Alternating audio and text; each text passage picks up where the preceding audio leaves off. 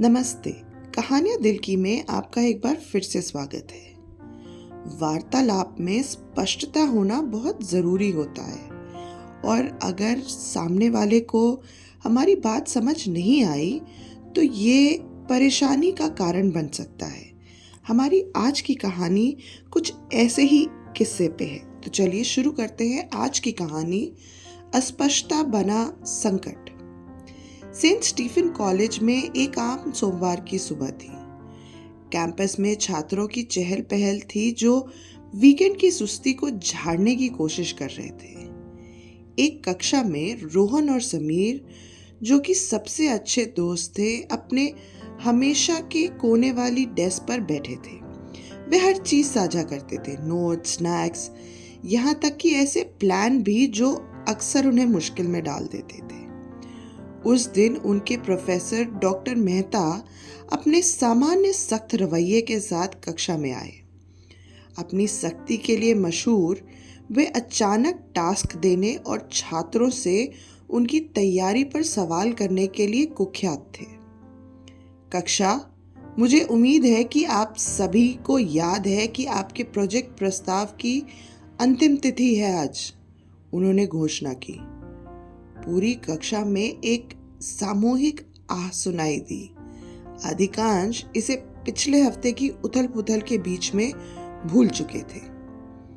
रोहन ने समीर की ओर झुकते हुए पूछा, ये किस प्रोजेक्ट के बारे में बात कर रहे हैं? समीर, जो उतना ही अनजान था, कंधे उचकाते हुए बोला, मुझे लगता है ये एनवायरनमेंट के बारे में बात कर रहे हैं।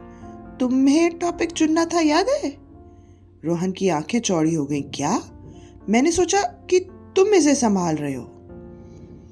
दोनों ने जल्दबाजी में फुसफुसाते हुए अपनी पिछली बातचीत के टुकड़े जोड़ने की कोशिश की। साफ था कि उनके बीच बहुत बड़ी गलतफहमी हो गई थी। दोनों ने मान लिया था कि दूसरा सब कुछ संभाल रहा है। जैसे ही डॉक्टर मेहता ने सबका नाम लेकर प्रस्ताव मांगना शुरू किया, रोहन और समीर ने जल्दी से एक टॉपिक सोचा।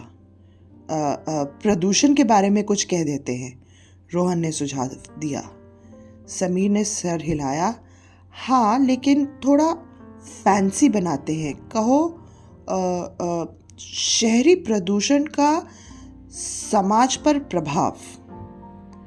जब उनका नाम पुकारा गया तो रोहन खड़ा हुआ और आत्मविश्वास से बनाए हुए टॉपिक को दोहराया।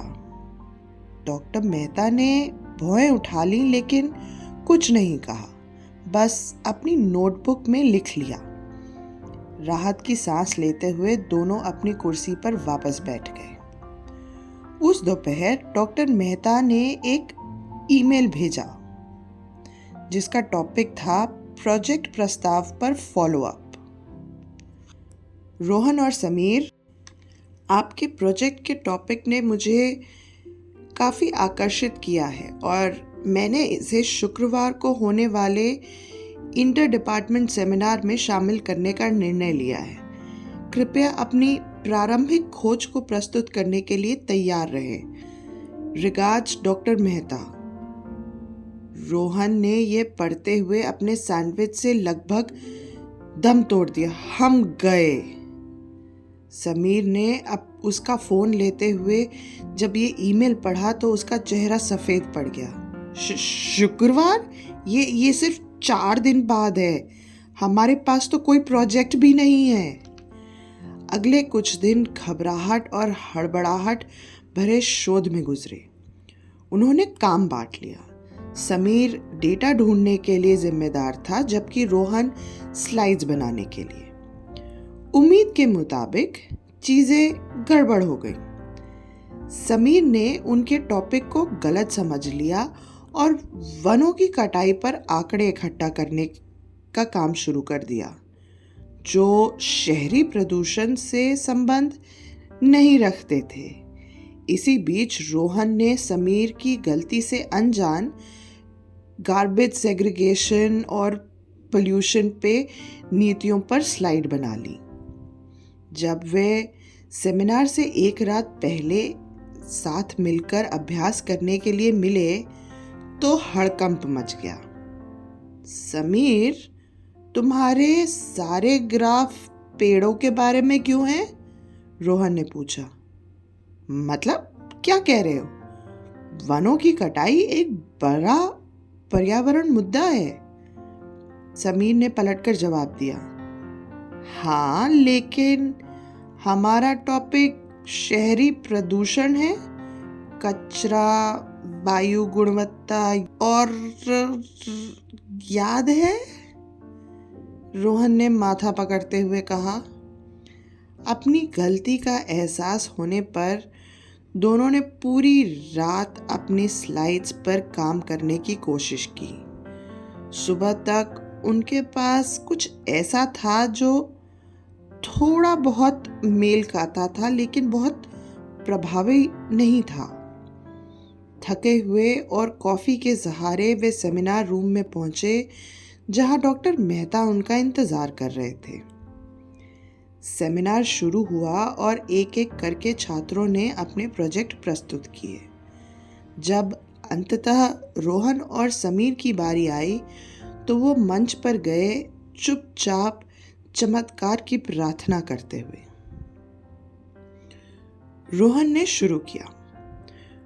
Good morning everyone. आज हम शहरी प्रदूषण के सामाजिक प्रभाव पर चर्चा करेंगे। समीर ने पहला स्लाइड दिखाया, जो गलती से वनों की कटाई का ग्राफ था। डॉक्टर मेहता की भौहें ऊपर चली गईं। दिलचस्प शुरुआत, जारी रखिए। रोहन ने तुरंत मनगढ़ंत कहानी बनानी शुरू कर दी। जैसा कि आप देख सकते हैं, पेड़ों की कमी शहरी गर्मी को बढ़ाने में योगदान देती है, जो किसी तरह से जनता के व्यवहार को प्रभावित करती है, समीर ने जोड़ते हुए कहा। और हाँ, इससे लोग अधिक परेशान होते हैं शायद। श्रोताओं ने उलझन से उन्हें देखा, लेकिन डॉक्टर मेहता का चेहरा कुछ पढ़ने जैसा दिख नहीं रहा था। तुरंत आलोचना न मिलने से प्रोत्साहित होकर दोनों ने अपने स्लाइड्स के साथ लड़खड़ाते हुए अपनी प्रस्तुति खत्म की। डॉक्टर मेहता खड़े हुए, धन्यवाद बॉयज, ये अद्वितीय था, मैं बाद में फीडबैक दूंगा। बच गए ये सोचकर रोहन और समीर कमरे के पीछे वाली चेयर पे जाकर बैठ गए। ये हमारी जिंदगी की सबसे खराब प्रेजेंटेशन थी, रोहन ने फुसफुसाया। हाँ, पर कम से कम ख़त्म तो हो गया, समीर ने उत्तर दिया। या ऐसा उन्होंने सोचा। अगली सुबह डॉक्टर मेहता ने उन्हें अपने ऑफिस में बुलाया। मैं सीधे मुद्दे पे आता हूँ, उन्होंने शुरू किया। आपकी प्रस्तुति बहुत ही खराब थी। हालांकि आपके टॉपिक में संभावना है, इसलिए मैंने आप दोनों को अगले हफ्ते होने वाली इंटर कॉलेज डिबेट की प्रतियोगिता में इस विषय पर पार्टिसिपेट करने के लिए नामांकित किया है। रोहन का जबड़ा खुल गया। लेकिन सर। कोई लेकिन नहीं, डॉक्टर मेहता ने टोका। इसे खुद को बचाने का एक आखिरी अवसर मान लो। उनके ऑफिस से बाहर निकलते हुए समीर बड़बड़ाया। हम अब कभी भी प्रोजेक्ट के बारे में कुछ नहीं अज्यूम करेंगे। मैं तुम्हारी बात से सहमत हूँ, रोहन ने जवाब दिया। अगली बार ऐसा टॉपिक चुनेंगे जिनमें पेड़ शामिल ना हो। उनकी गलतफहमी उन्हें मुश्किल में डाल देती थी, लेकिन यह उनके हंसने के लिए एक कहानी भी दे जाती थी, जिसे वे सालों तक याद रखेंगे। डिबेट कंपटीशन उनका इंतज़ार तो कर रहा था, लेकिन एक बात निश्चित थी, वो इसका सामना साथ में करने वाले थे, चाहे स्लाइड्स कितनी भी गड़बड़ क्यों ना हो। आशा है आपको हमारी आज की कहानी पसंद आई होगी। धन्यवाद।